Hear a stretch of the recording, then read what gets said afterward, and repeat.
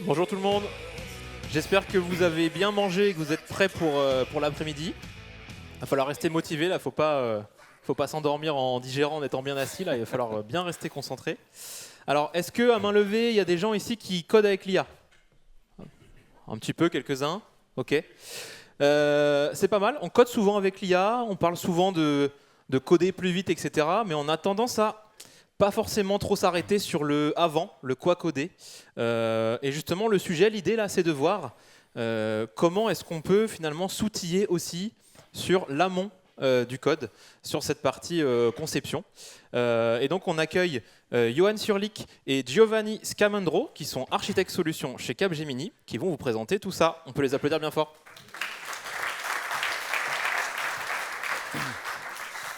Merci beaucoup, mais bonjour à tous. Merci à tous d'être venus en fait si nombreux à notre talk. De l'idée au code, SIA était là à chaque étape. On va parler aujourd'hui de Spec Driven Development et plus particulièrement d'une méthodologie qui s'appelle BMade, qui permet de remettre au centre des développements les spécifications. Et avant de rentrer dans le vif du sujet, on va commencer par se présenter. Donc, je suis Johan Surlik, je suis architecte solution principal chez Capgemini, donc dans une entité liée à l'expérience digitale. Ça fait 18 ans que je travaille là-bas. Je suis passionné de do it yourself. Je fais beaucoup de domotique, beaucoup d'impression 3D, je fais pas mal d'open source. Et en ce qui me concerne, Giovanni Scamandro, je suis moi-même architecte solution, mais à Lille, dans les mêmes équipes que Johan. Et j'accompagne au quotidien les projets, donc de l'idée à la réalisation, mais aussi sur l'accompagnement des équipes dans la formation et l'utilisation et compréhension de nouvelles technologies, et notamment l'IA.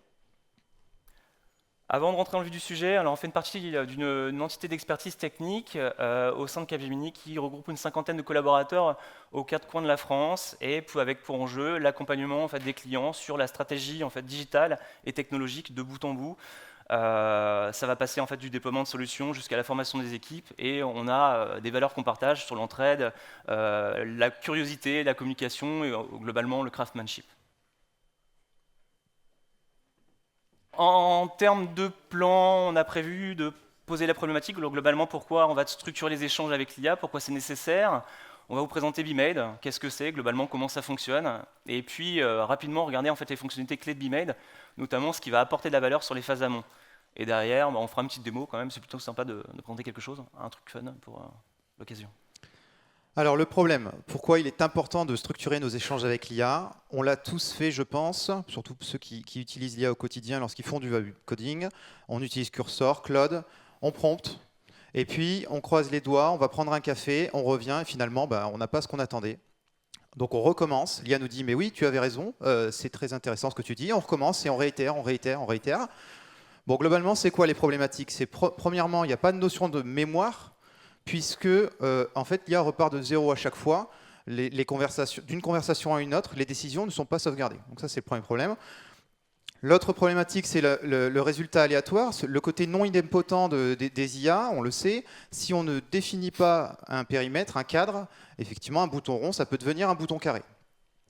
Ensuite, les coûts cachés, je ne vais pas forcément regarder tout ce qui est généré au millimètre. Et donc, ce bouton qui est devenu carré au lieu d'être rond, je vais le voir en phase de test ou en phase de qualification. Donc, je vais devoir reprendre mon développement et refaire toutes les étapes. Et puis enfin, il y a clairement une perte de contrôle, voire une perte d'usage de la solution, parce que moi, je vais dans un sens et l'IA dans un autre, puisque je ne lui ai pas défini ce fameux cadre. Et donc, on va avoir une impression que personne pilote et probablement un dégoût sur la solution, sur l'outil en tout cas. Alors, on a une réponse pour ça. Et cette réponse, elle existe depuis longtemps. C'est le Spec Driven Development. C'est le fait d'écrire la spec avant le code. Globalement, c'est une spécification qui est partagée avec l'IA et qui joue un rôle de fil conducteur tout au long de la durée de vie du projet. Et on a Martin Fowler, qui lui donc, est très connu dans la communauté, qui a écrit de nombreux ouvrages, et qui, selon lui, il existe 3 niveaux de spécification avec l'IA. Le premier, c'est la spec first. C'est une spec comme un guide. L'IA va la consulter, mais ne la respecte pas forcément au millimètre.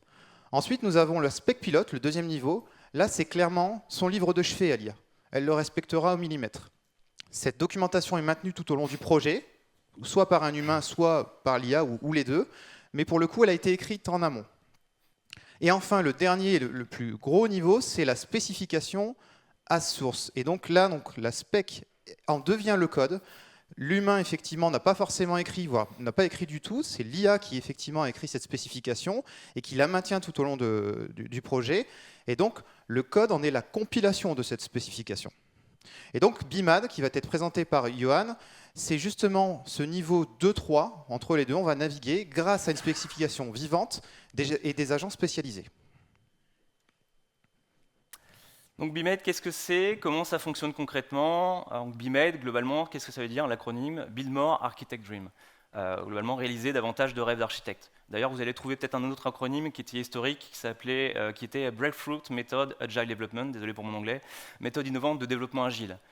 Moi, je préfère celle effectivement autour des architectes, je suis architecte solution globalement.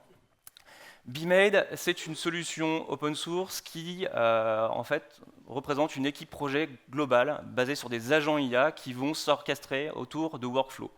Les workflows vont permettre de passer de l'idée, en fait, donc de la phase d'idéation, qu'on verra en détail après, jusqu'au code, en structurant les échanges entre les différents agents, en créant des artefacts intermédiaires qui vont permettre de guider, en fait, à chaque étape l'IA, en fait, dans sa réalisation. Donc, c'est un projet, comme je l'ai dit, open source. Il y a un système effectivement qui est basé sur des artefacts qui permettent de garder la mémoire de toutes les décisions. Donc on va pouvoir à tout moment en fait, revoir les décisions qui ont été prises par rapport au code qui est réalisé. C'est un outil qui se plug au-dessus en fait, de votre LLM. Donc globalement c'est compatible avec du Cursor, du GitHub Copilot, du Gemini, peu importe, n'importe quel LLM du marché. Et c'est extensible et customisable au sens où vous avez la possibilité d'ajouter vos propres agents et vos propres workflows de développement à l'intérieur. Ce n'est pas un simple assistant IA qu'on va retrouver en fait à travers un chat web. C'est vraiment un outil qu'on utilise au sein de l'IDE, ce qui peut être potentiellement problématique pour des profils non techniques. Typiquement des métiers ou des analystes business qui vont vouloir utiliser l'outil. Aujourd'hui, ce n'est pas forcément adapté. Peut-être que ça le sera dans les mois à venir, mais aujourd'hui, c'est un peu compliqué à utiliser pour ça. C'est un outil qui n'est pas forcément réservé aux développeurs seniors. En fait, il y a une phase de montée en compétences, mais globalement, après, l'outil est utilisable par n'importe qui. C'est une solution qui ne remplace pas, alors ça ne remplace pas une équipe globalement, hein, on reste orchestrateur en fait, des décisions, on pilote, on revoit ce qui est généré par l'IA, et ça c'est important. Et ce n'est pas utilisable sur tous les projets, on verra effectivement qu'il y a des contextes où ça ne s'applique pas, il y a des contextes effectivement où il y a des alternatives, il y a de l'OpenSpec, il y a du SpecKit, du GSD, peu importe, on a des approches un peu classiques sur des agents et des skills, et c'est d'autant plus utilisable. Cette méthode, elle a l'originalité d'apporter de la valeur sur les phases amont de spécification et d'idéation. En termes de phases, comment ça se passe? Donc 4 phases. On commence par le discovery, donc qui est une phase optionnelle. L'idée, c'est de brainstormer, donc d'idéationner avec l'IA. Et l'IA va nous permettre en fait, de introspecter notre besoin métier pour en tirer toute la valeur possible. On verra en fait à travers les différentes fonctionnalités clés. L'idée, c'est de partir d'un brief produit pour ensuite générer durant la phase de planning la spécification fonctionnelle générale, donc le PRD, le Product Requirement Design, qui servira ensuite pour le solutionning. S'ensuit une phase de design UX. Si votre projet en fait, contient une UI, on a la possibilité de générer en fait, toute la partie UX UI à travers BIMAID. On le verra, il y a des agents qui sont spécialisés pour ça. Ensuite, la phase de solutioning, donc on va commencer en fait, à réaliser l'architecture sur la base des spécifications et la base en fait, du brief produit. On va réaliser, donc écrire toutes les épiques et les stories. Derrière, on va pouvoir tester le design au regard de tout ce qu'on a pu écrire comme exigence auparavant. Ensuite, on valide le tout. On s'assure que l'architecture correspond effectivement aux spécifications qu'on a posées en phase de planning. Et derrière, on passe sur une implémentation classique, donc cycle agile. On va réaliser des sprints, on va développer, on va tester avec l'IA, on va faire une rétrospective. Ça, c'est un peu classique. Et on verra qu'il y a des moyens d'optimiser tout ça, enfin d'accélérer tout ça avec BIMAID aussi. On a 6 principaux agents, et il y en a d'autres. Il y a Marie qui est analyste et qui va plutôt opérer sur les phases amont, de brainstorming, d'idéation. John qui est product manager, qui lui s'occupe de la phase de conception, qui va nous aider en fait, à réaliser les épiques, les stories, et valider en fait, que les exigences sont carrées au regard en fait, du brief. Winston qui est l'architecte qui nous aide sur les phases d'architecture du projet et les choix technologiques qu'on va pouvoir faire durant le développement, et surtout en phase amont. Amelia qui est développeuse. Sally qui va nous aider sur la partie UX design, en réalisant en fait, les parcours utilisateurs, travailler sur les personas avec Marie, et Page qui est plus là en fait pour faire un travail de pige globalement, de documentation, de rédaction de guides et de standards. Donc tous ces agents sont orchestrés en fait par un agent qui s'appelle le Master Orchestrator en fait, qui est fourni par BIMAID et qui va coordonner en fait le passage d'un agent d'une étape à l'autre en assurant la cohérence de bout en bout. Alors voyons les fonctionnalités clés. On en a sélectionné quelques-unes puisqu'il y en a plein. On va voir donc le Discovery, le Party Mode, l'Adversarial Review, l'Advanced Elicitation, le Quick Dev et le Checkpoint. Commençons par le mode Discovery. Alors ce mode, l'objectif, c'est de clarifier une idée floue en une vision produit très claire. On va passer par différentes étapes, déjà comme on le ferait dans la réalité au quotidien lorsqu'on onboard sur un projet, c'est de connaître la valeur, les utilisateurs et les contraintes. Ensuite, dans cette vision produit, je vais pouvoir challenger les fonctionnalités qui sont clés ou celles qu'on veut mettre par exemple au frigo pour plus tard. Ensuite, il y aura la définition des personas, tels que le ferait par exemple un UX designer. Il irait sur le terrain pour poser des questions aux utilisateurs, pour connaître les vrais usages, les douleurs et les attentes, sans forcément partir sur ce qu'on connaît bien avec l'IA, des idées préconçues. Et enfin, et pour finir, c'est l'exploration donc de l'idée, pousser vraiment l'idée à son maximum pour avoir un PRD à la fin solide. Un exemple, je pars d'une idée, c'est que je veux faire une application pour les sportifs. Là, je vais avoir Marie, l'analyste, qui va me dire « Ok, tu veux faire quoi comme application ?» Enfin, c'est pour quel sportif? Pour l'amateur du dimanche, celui qui justement veut s'entraîner pour une compétition, ou un entraîneur? Et là, je lui réponds, bah non, moi plutôt des amateurs qui courent 2-3 fois par semaine. Bon, c'est quand même des bons amateurs, mais en tout cas, ils veulent progresser. Alors Marie dit, quelle est la vraie problématique aujourd'hui? C'est le manque de motivation, le manque de suivi, le manque de progression. Et je lui réponds, ben, globalement, ils cherchent à progresser, mais ils n'ont pas forcément de repères, ils ne savent pas comment progresser. Et donc, ce qu'ils ont besoin, et ça c'est Marie qui termine là-dessus, c'est la visualisation de la progression, pas une application classique sportive où on veut faire du tracking. Non, on a besoin d'un retour personnel. Et donc, en quelques questions, une idée qui était plutôt floue à la base devient derrière un vrai produit. L'autre mode, c'est le party mode. Celui-là va vous aider à décider rapidement, sans attendre forcément 2 heures de réunion, 2 jours, 2 semaines, etc. Où là, l'orchestrateur, en une commande et une question, bien évidemment, va définir quels sont les agents qui sont nécessaires pour répondre à la question. Le débat, vous le voyez en temps réel, vous avez même les réponses en fait, qui se font entre eux, et surtout, vous guidez derrière. Ils vont poser des questions, vous allez pouvoir répondre et relancer au besoin. Donc vous gardez la main sur ce mode-là. Il va plutôt être utile pour tout ce qui va être brainstorming, planning ou post-mortem. Et prenons un cas par exemple, lors d'un sprint, on s'est rendu compte qu'il y avait un service qui tombait, le service d'authentification. On cherche à comprendre ce qui s'est passé. Donc là, l'orchestrateur dit, je vais avoir besoin de l'architecte, du développeur et du product manager. L'architecte, dans son rôle d'architecte, moi j'ai défini un plan, c'était solide, si on l'avait suivi, il n'y aurait pas de problème. Le développeur, lui, dit, bah, moi j'ai suivi le plan, mais par contre, celui-ci ne couvrait pas les problématiques d'accès simultané. Classique. Le product manager dit, ah ben moi j'ai identifié la problématique en fait. C'est qu'il manquait une exigence dans le document de base sur la gestion des sessions justement. Donc forcément, pas d'exigence, pas de plan et pas de réalisation. Donc en fait, en quelques questions, on finit par mettre la main sur la problématique sans avoir des heures et des heures de réunion et surtout pour trouver les bonnes personnes. Bon, on sait que c'est le développeur qui est responsable quand même. Oui, comme d'hab. On va passer à l'autre mode. Donc l'Advanced Elicitation, donc l'exploration approfondie. L'idée c'est de trouver les trous, en fait les oublis dans les spécifications, alors spécifications fonctionnelles ou techniques, avant de coder. L'idée c'est qu'on va lui demander en fait de relire son propre travail avec un angle critique. Donc il y a différentes méthodologies en fait qui sont disponibles à travers ce mode. Le pré-mortem, à l'instar du post-mortem, globalement, c'est on va imaginer que le projet échoue et on va essayer de chercher pourquoi. Et donc globalement, on va lister toutes les causes plausibles qui puissent arriver avant que ça arrive. Le Red Team, c'est une autre méthodologie qui est utilisée aussi, qui est hyper intéressante, c'est qu'on va attaquer le plan et on va le défendre et on va opposer les deux postures, on va regarder globalement ce qui est le plus intéressant et on va en tirer les conclusions. L'immersion, on commence par garantir l'échec, puis on va lister en fait globalement ce qui s'est passé et on va éviter ça. Les premiers principes, on supprime tout, on repart de zéro, comme si on allait redessiner en fait tout de zéro, et qu'est-ce qu'on garde? On se pose la question, qu'est-ce qu'on garde? Les parties prenantes, on va réévaluer depuis le début tout le projet avec différents angles. Donc chaque acteur, les métiers, les ops, la sécurité, les utilisateurs finaux, et on voit comment on ferait le produit. Sans contrainte, bah là on n'a plus aucune limite de budget, d'équipe, de temps. Là globalement, on voit ce que ça pourrait changer sur le produit au final.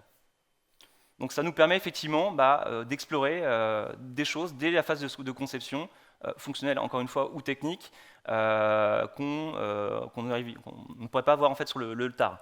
L'adversarial review, c'est une revue par les pairs, et là l'idée, c'est très utile pour la sécurité, hein, l'idée globalement c'est d'identifier les problèmes avant que ça se produise. Donc on va chercher en fait toutes les failles, encore une fois avec une posture critique, avant que ça se produise durant la phase de conception. On va briser l'approbation automatique. Globalement, quand on va voir dans les spécifications, ça me semble correct, ou l'IA va nous répondre oui, ça devrait fonctionner, non, on va demander à ce que l'IA justifie, à ce que les développeurs qui ont écrit en fait, les spécifications justifient globalement en fait, la problématique. Chercher ce qui manque, donc pas seulement les erreurs, mais aussi les oublis durant la phase de spécification. Encore une fois, les exigences qui sont non couvertes, les edge cases, on va aller regarder et potentiellement les documenter pour que l'IA soit guidée en fait, de la meilleure manière qui soit. Résultat correct, donc chaque problématique trouvée est localisée, contextualisée et documentée, ce qui permet effectivement de référencer encore une fois les edge cases. Regard neuf, c'est un peu ce qu'on a vu tout à l'heure en fait, avec Advanced Elicitation. Là, c'est une relecture sans accès au raisonnement d'origine. Donc là, c'est comme un regard neuf, un nouveau relecteur. Un cas concret, dans un contexte de sécurité, sur un module de connexion, donc Amelia, la développeuse qui vient de développer le module de connexion, on vient d'activer l'adversarial review, et là, on va avoir en fait, un certain nombre de failles qui sont identifiées. Là, on n'est pas sur la phase de coding, on est sur la phase de spécification. Et donc, on est en mesure en fait, de détecter des problématiques qui vont se produire plus tard. Ces problématiques, on peut les recenser sous forme d'abuser story. Je ne sais pas si vous êtes à l'aise avec le contexte en, fait, en termes de sécurité, mais globalement, l'idée, c'est de mettre ces failles sous forme d'abuser story dans le backlog, donc au sein des exigences, comme les exigences fonctionnelles.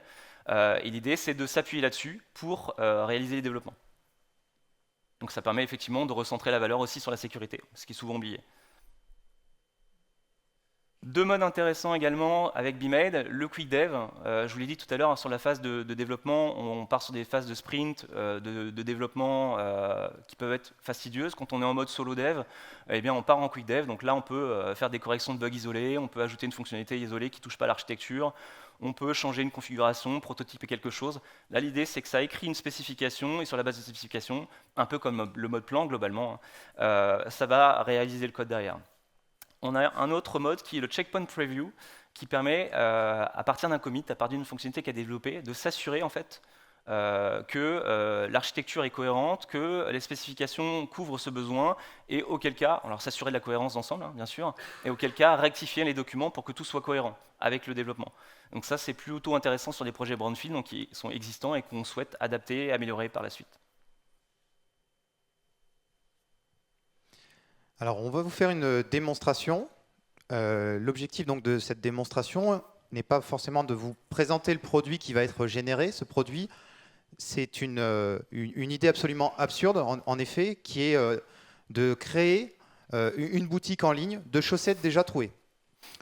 Alors, on l'a appelé All Socks, bien évidemment. On a fait cette démonstration parce qu'en effet, pour des raisons de confidentialité, on ne peut pas faire de présentation sur des clients qui l'utilisent, bien évidemment. Et donc, dans cette présentation, si tu peux passer à la suite. Moi, j'ai fourni à Johan un pré-brief. Dans ce pré-brief, je lui ai indiqué ce que je souhaitais avoir dedans. Bon, déjà, l'idée de base, c'était pourquoi attendre l'usure. Il n'y a pas de marché, en effet, il y a peut-être une raison pour cela. Et puis, c'est absolument absurde. Je vais pouvoir tester le mode Discovery jusqu'au bout, qui va pouvoir clarifier mon idée absolument floue, voire loufoque. Donc, dans ce pré-brief, qu'est-ce que je veux? Bon, un site e-commerce, voilà, je veux un catalogue avec 3 niveaux de trous, léger, aéré, catastrophique, des filtres pour pouvoir trier en fonction de la ventilation, des avis clients, il paraît que c'est important, c'est les avis sur un site e-commerce, et puis enfin, peut-être un moyen de vendre plus que des chaussettes, en fait, vendre un kit pour pouvoir agrandir ses trous soi-même. Une paire de ciseaux, quoi. Avec la paire de ciseaux, tout à fait. Bon, l'idée, vous l'avez compris, c'est qu'on va utiliser cette méthode pour voir jusqu'où elle nous amène. Mais d'abord, Peut-être que je te montre en fait le résultat final. Bah oui, Effectivement, d'abord, ce serait bien pour que. parce qu'on n'aura pas le temps en fait en 20 minutes de tout réaliser de bout en bout, mais globalement, l'idée c'est qu'on peut lancer. Alors, hop, attention, tu es encore en partage sur les slides. Ah oui, si attends tu pour peux moi. faire échappe. Effectivement, merci. Super, merci. Ok. Je vais l'ouvrir en grand écran, ça sera quand même plus simple. Voici notre boutique. Donc c'est très épuré, hein. Ça va avec l'idée un peu farfelue. On a une home page, donc globalement qui rappelle le principe en fait avec les différents niveaux de trous. On va pouvoir choisir le niveau de trou. Il y a des typologies de chaussettes qui sont proposées en fonction du niveau de trou. Derrière, un rappel du concept et puis surtout en fait un catalogue dans lequel on va retrouver les fameux filtres sur le niveau de trou, sur la couleur, sur le style de trou, sur la taille. Donc voilà.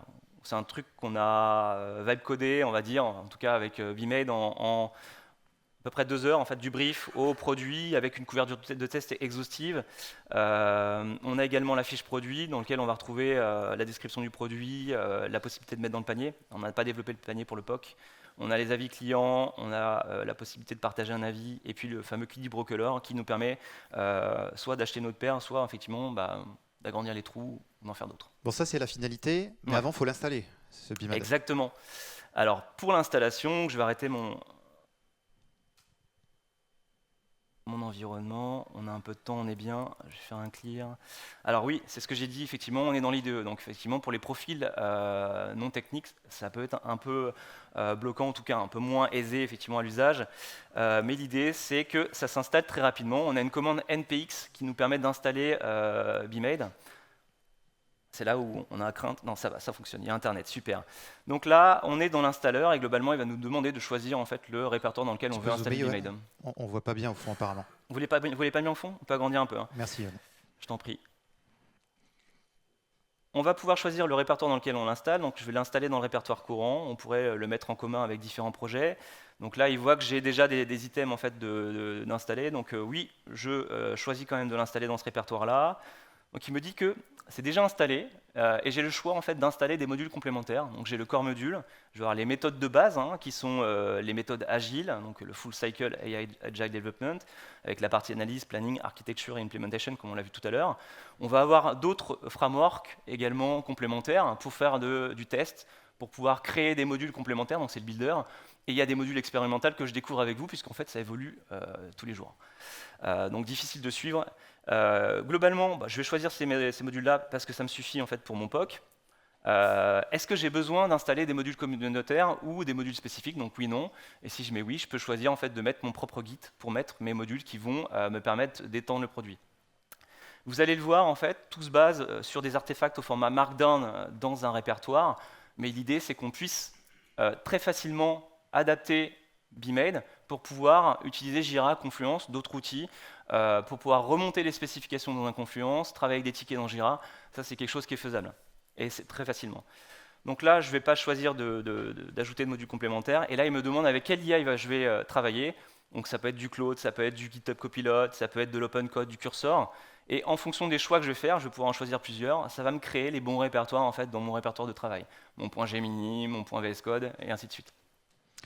Alors du coup, on va partir du pré-brief que je t'ai donné. Ouais. On va utiliser le mode Discovery, puisque bon, cette idée est plutôt floue.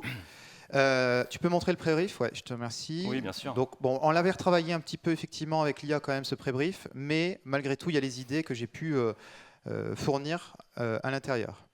On va retrouver effectivement le résumé du principe de AllSox, les fonctionnalités clés. Alors, je ne vais pas vous demander de tout lire, ne vous inquiétez pas, je vais vous faire un résumé. Le kit d'upsell, l'avis client, le panier qui est hors du POC, la tonalité, l'identité, avec une voix qui est portée sur l'absurde assumé, ce que ça n'est pas, et l'objectif de la démo, globalement, l'idée, c'est de dire qu'on va utiliser ça pour une démo BeeMade dans le cadre d'un événement tech. Alors, comment je fais pour passer de mon pré-brief à un product brief, là, pour le coup? Alors là, tout simplement, je vais utiliser, alors moi j'ai Copilot local, je vais utiliser Copilot et je vais pouvoir invoquer en fait mes skills directement depuis la ligne de commande. Donc là, tous mes skills commencent par BeeMade, et là tu m'as demandé de générer un brief, donc je vais tout de suite taper brief, et je vais trouver le skill qui s'appelle BeeMade Product Brief, qui va prendre mon pré-brief qui se trouve en fait dans mon répertoire documentaire et me générer un artefact donc, qui s'appelle tout simplement product brief. On ne va pas le faire en séance, c'est un peu long, mais globalement, je peux vous donner le résultat.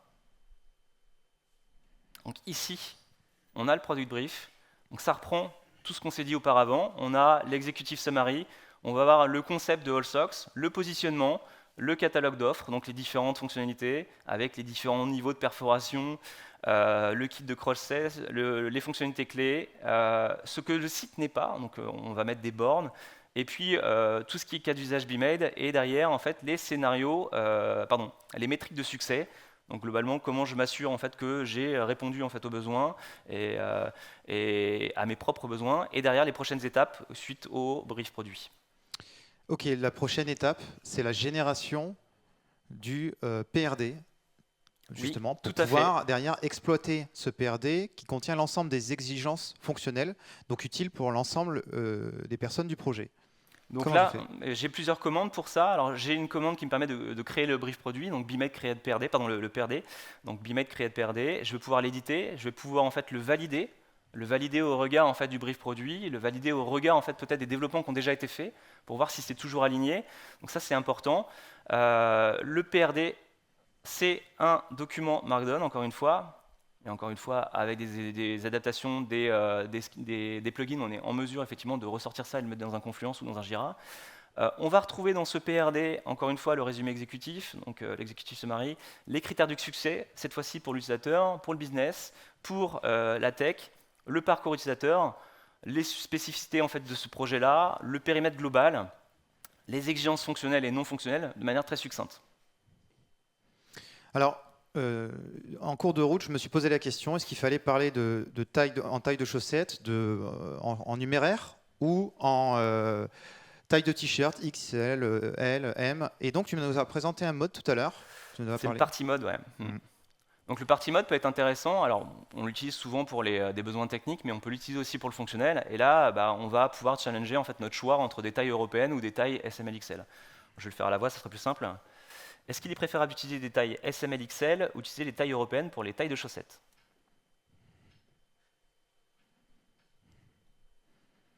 C'est là où on n'a plus de contrôle. Qu'est-ce qui se passe à ce moment-là? BeMade, en fait, va introspecter mon besoin, ma question. Il va regarder, globalement, quels agents sont en mesure, en fait, de répondre à cette problématique. Est-ce que c'est un agent technique, un agent fonctionnel? Et il va exécuter, lancer, en fait, des sous-agents qui vont se challenger, enfin challenger en tout cas ma question, et interagir ensemble. Voilà. Donc il vient de récupérer la configuration, il vient de récupérer la liste des agents qui sont disponibles dans mon contexte, il va lancer en fait le tour de table avec 4 profils, le product manager, l'UX, l'analyste, le développeur, pour répondre à la question de positionnement sur les tailles. Le développeur, je pense que c'est peut-être un peu too much, là, mais bon, il a quand même son mot à dire. Donc, il a spawné John, Sally, Marie et Amelia, et les 4 agents vont interagir en fait ensemble. Alors, c'est là où on va peut-être parler de frugalité et de coût, parce que cette demande, il y a plusieurs agents qui sont lancés. Éventuellement, en fonction du contexte, en fonction de la question qui est posée, il y a des recherches sur Internet de contexte parce qu'il ne sait pas trop de quoi on parle. Et derrière, ça peut coûter une blinde. Alors, faites attention en fait, quand on utilise le party mode. On l'utilise pas en fait, on l'utilise à bon escient globalement et on l'utilise pas pour toutes les questions. Et puis on parlait tout à l'heure aussi, on parlait donc de différents agents. Voilà, est-ce que Sonnet 4.6 est très utile? Voilà, là on est en mode auto, donc c'est lui qui choisit en fonction de la pertinence en effet. Donc il a utilisé Codex, là on le voit, et ça nous a coûté une 40aine de crédits.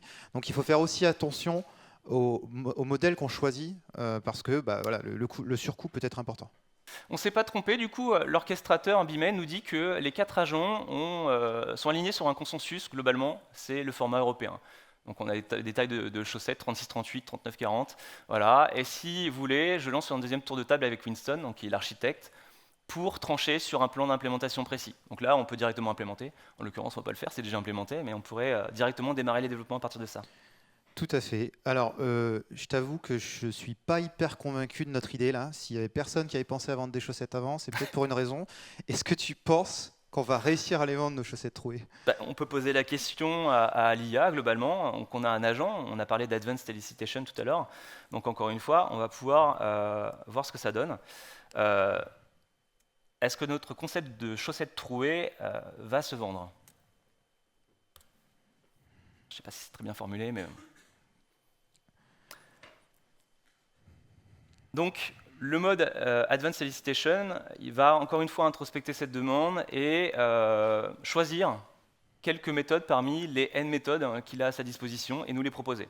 Donc là, on a 5 propositions. On a du Shark Tank Pitch, du Comparative Analysis Matrix, du Pre-Mortem Analysis, du First Principle Analysis, du User Persona Focus Group. Donc c'est là effectivement qu'un utilisateur qui n'a pas regardé la documentation de BIMED peut être un peu perdu sur les différentes méthodologies qu'il va lui proposer. En l'occurrence, moi je vais choisir en fait le User Persona Focus Group, c'est plutôt pas mal. On va mettre les utilisateurs finaux en fait, du site à contribution pour voir globalement en fait, ce qu'elles pensent de notre concept. Donc là, encore une fois, l'agent va se charger d'identifier en fait, des personas qui sont intéressés par notre site, ou pas d'ailleurs, on va le voir. Donc là, il y a beaucoup de texte. J'ai aucune idée de ce qu'il a pu écrire. Alors, qu'est-ce qu'on va voir? Qu'est-ce qu'ils ont dit? Léa, 24 ans, acheteuse mode fun. Le concept chaussette trouée me fait rien. C'est Instagrammable. Ouais. Oh, c'est cool. Thomas, 33 ans, acheteur pragmatique, drôle, mais je veux comprendre. C'est un délire visuel ou ça tient vraiment? Ouais. Nadia, 41 ans, cadeau occasionnel. Ça peut marcher en cadeau si c'est bien packagé, si la promesse est ultra claire. Ouais, ça dépend du packaging aussi. Marc, 37 ans, si c'est trop cher pour une blague, non, mais si la qualité est là, plus le confort, le concept, plus concept fort, pourquoi pas. Donc il y a des freins majeurs, on peut les identifier, on peut en prendre compte ou pas, et globalement derrière il y a des priorités, et donc on va potentiellement travailler sur ces priorités-là, donc positionnement, la preuve matière durabilité, le prix cohérent, collection à thème, il faudra qu'on fasse des collections à thème, et le go-to-market testable. Voilà. Bon, je vois qu'il nous reste peu de temps, on va passer au concret. Ouais. Je pense qu'on peut parler maintenant du solutioning et on nous attend là-dessus, puisqu'on est architecte. Générons l'architecture technique. Là, encore une fois, on a un agent architecte qui va s'occuper de générer l'architecture. Donc là, c'est le BIMED Create Architecture. Et derrière, en fait, on va pouvoir voir le résultat dans ce document qui contient toutes les décisions d'architecture. On va retrouver l'analyse du contexte projet avec des exigences fonctionnelles, non fonctionnelles, des problématiques de complexité, des contraintes techniques, des préoccupations transverses sur la sécurité, sur la donnée. On ne va pas passer tout en revue, c'est assez complet. Alors on est parti sur une stack assez simple, Next.js, TypeScript, Tailwind, avec des justifications sur l'usage en fait, de ces frameworks-là. On a une ADR, en fait, des décisions d'architecture qui nous permettent de définir les priorités, définir en fait, l'architecture des données. En l'occurrence, c'est une démo, tout est en local, il n'y a pas de souci. L'infrastructure de déploiement, c'est en local, et on a tous les patterns d'implémentation derrière. Et je crois qu'on a même des exemples de code, ça va très loin. On parle des epics et des stories? Oui, bien sûr.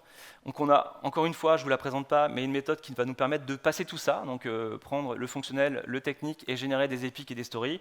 On va retrouver tout ça dans un fichier mpic.md, et donc là, on va retrouver en fait, l'intégralité de nos exigences fonctionnelles, non fonctionnelles, d'architecture, d'UX. Donc c'est très complet, hein, il y a une cinquantaine, soixantaine d'exigences. On a le mapping entre les exigences, quel que soit en fait, leur type, les epics derrière, la story. On s'assure que tout est cohérent, tout est couvert en termes d'exigences. Et derrière, en fait, on va avoir pour chaque epic, pour chaque story, les critères d'acceptance avec du given when then. Donc, et qui va nous permettre de réaliser les qualités tests derrière. Alors, ça, c'est plutôt cool. Alors, on va pouvoir passer à l'implémentation, mais avant ça, tu sais, les développeurs, ils nous disent maintenant, sans maquette, je fais rien, pas d'US. Oui, alors effectivement, et d'ailleurs, la première fois que j'ai lancé pour le projet, j'avoue, je me suis trompé, j'ai laissé en fait mon GitHub Copilot en auto, et il est parti avec un petit modèle. Donc du coup, quand j'ai vu le site pour la première fois, je me suis dit, oh, c'est pas sexy quoi. C'était blanc, bleu, c'était pas génial. Donc j'ai pris, je suis parti du principe que j'allais utiliser Cloud Design pour générer un design.md, donc un design system assez simple. Avec voilà, je l'ai laissé travailler tout seul. Je lui ai dit vas-y, fais-toi plaisir. C'est un concept absurde, c'est pour une démo. Donc mon design.md est ici. Donc là, je vais retrouver en fait l'intégralité de mes principes directeurs en fait de notre direction artistique, les palettes de couleurs, la tonalité, des variables, des règles d'usage, des typographies, donc, de manière classique. Et à partir de ça, en fait, je vais invoquer en fait mon agent UX qui va se charger en fait de créer des directions artistiques à partir de mon design.md. Les directions artistiques, on va les retrouver ici. Donc c'est du HTML, puisqu'il m'a généré des maquettes avant de développer. Et voilà. J'ai une déclinaison sombre, j'ai une déclinaison claire, une home page un peu épurée. Je vais retrouver mes composants, catalogue, fiche produit, les sections et un résumé en fait des parties pris d'un point de vue UX. Alors rapidement, est-ce que tu peux nous montrer juste la commande pour l'implémentation, puisque effectivement le temps court un petit peu. Tu veux quoi comme commande pour l'implémentation? Pour le développement. Alors, oui, effectivement, j'ai la liste de mes épiques, de mes stories, et comme j'ai dit, il y a deux possibilités. Soit on part en agile et on fait un sprint, globalement, ça peut prendre du temps. Moi, j'ai été tout seul, donc globalement, je suis parti en mode quick dev, et du coup, ça m'a généré derrière tous mes artefacts. Donc pour ça, tout simplement, là, j'ai un mode quick dev qui va prendre mes épiques, mes spécifications, mon architecture, et qui va me générer le code derrière. Et ça, c'est automatique, hein, sur la base de tous mes artefacts. Alors vous l'aurez compris, l'interface en question, ce n'était pas l'objectif, c'était bien de présenter la méthode en tant que telle. C'était volontairement absurde pour que ça soit facilement interprétable. Donc on a pu vous démontrer effectivement la méthode dans son workflow complet, donc de l'idée à la réalisation. Et donc on a donc un fil conducteur avec cette méthode qui nous permet donc de rester dans ce cadre et sans perdre de contexte. Il y a une traçabilité donc à chaque étape, que ce soit des décisions d'architecture ou des décisions plutôt métier. Et ça, en quelques instants. On n'a pas besoin d'attendre que l'architecte mette 15 jours à créer son ADR, parce que voilà, on a fait la réunion et il avait d'autres choses à faire. On sait aussi détecter les failles, qu'elles soient métiers ou techniques, avant même la mise en production. On a une documentation qui continue de vivre tout au long du projet. Ça aussi, c'est un gros avantage, parce que soit on n'en a pas, soit on est obligé de faire de la rétrodoc après. Et l'autre avantage de cette méthode, c'est qu'on a moins de réunions, que ce soit dans la réalisation de l'idée, mais aussi dans le post-mortem ou le débugage, etc., etc. Mais attention, je vais me faire l'avocat du diable, hein, je suis désolé Giovanni. Je t'en prie. Il y a une certaine courbe d'apprentissage, effectivement, on a vu plein de méthodologies, ça peut faire peur. Il y a des termes un peu techniques, même des termes un peu spécifiques sur la partie brainstorming et idéation. Ça nécessite effectivement voilà, d'aller regarder la doc et puis d'utiliser un peu le produit au quotidien pour se faire la main. Il y a un paradoxe d'accessibilité, globalement, c'est accessible pour les techniciens en fait. C'est dans VS Code, on a l'habitude d'utiliser le chat ou le CLI, ça marche aussi avec le CLI, je ne l'ai pas dit. Mais par contre, pour les non-techniciens, les profils métiers, les profils business, ça peut être un peu plus compliqué à utiliser. Donc, je pense que dans les mois à venir, ça va évoluer, on aura des interfaces qui seront un peu plus user-friendly, plus sexy, à utiliser au quotidien. Voilà. Pour la consommation de tokens, j'en ai déjà parlé, il y a certaines méthodes en fait, qui sont très consommatrices de crédit. On pourrait regarder ce qu'on a lancé sur le party mode, ça consomme beaucoup de crédits, et puis depuis quelques jours, des crédits on n'en a plus beaucoup. Il y a une dépendance forte au modèle en fait, d'IA puissant sur tout ce qui va être génération UX, tout ce qui va être advanced solicitation, en fait, ce qui nécessite effectivement une introspection des besoins de manière approfondie. Donc il faut faire attention à ça, soit passer du mode auto en fait, à un LLM spécifique pour ces besoins-là. Là, c'est au cas par cas. Et de la même manière, en fait, pour la partie UX, laissez pas en auto ou sur des modèles un peu plus frugaux, on peut dire ça, puisque en fait, le résultat ne va pas être à la hauteur du résultat, enfin escompté. L'humain doit rester au cœur des décisions. C'est lui qui va orchestrer. C'est pas automatique, c'est pas magique comme produit. On est quand même là pour piloter en fait ce que l'IA produit. C'est pas encore totalement automatisé et on ne le veut pas en fait. On veut pouvoir décider, on veut pouvoir relire ce qui est généré et ça c'est important. Il y a des problématiques de scalabilité effectivement à l'échelle, puisque quand on va parler à l'échelle d'un SI, on va avoir potentiellement plusieurs projets qui vont interagir avec des interfaces, avec un certain nombre de projets, de produits ou d'interfaces en commun, de modules en commun. Et là, ça peut être effectivement compliqué de pouvoir partager les spécifications, puisqu'on va potentiellement avoir envie d'avoir des différentes instances de BIMAID en fonction des projets. Donc pour travailler sur des systèmes of systems, il faut falloir mettre des choses en commun pour que ça fonctionne. Et enfin, il faut rester pragmatique, ce n'est pas un outil magique, encore une fois, je l'ai dit au début, ça ne s'applique pas à tous les projets. Donc il y a des projets sur lesquels finalement des agents, des skills, ça marche très bien. Voilà, on ne va pas l'appliquer partout, bien sûr. Mais ce qui est important, et ce qu'on voit aujourd'hui, c'est finalement la spécification, c'est le nouveau code source. donc il faut le maîtriser. Merci à tous. Merci.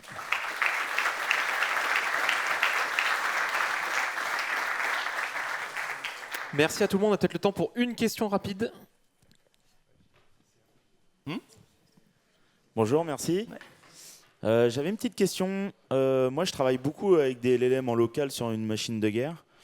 Est-ce que vous l'avez testé avec, en local, justement, et pas en utilisant des LLM externes comme Claude, etc. Alors, Duolama, non. Je n'ai pas testé Duolama typiquement en fait, sur une machine locale. Moi, j'ai testé chez mon client en fait, sur un cloud sandboxé, souverain. Voilà. Ça fonctionne.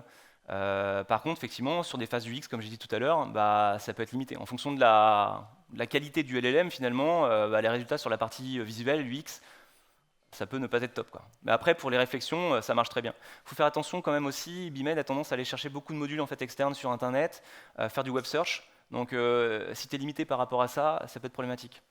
Ok, merci. Alors on va arriver au bout du créneau. Si vous avez encore des questions, je vous inviterai à plutôt les poser à l'extérieur. Merci pour la présentation. Merci beaucoup. N'oubliez pas de laisser un petit feedback aux speakers, c'est hyper important. Et puis on peut les applaudir. Merci.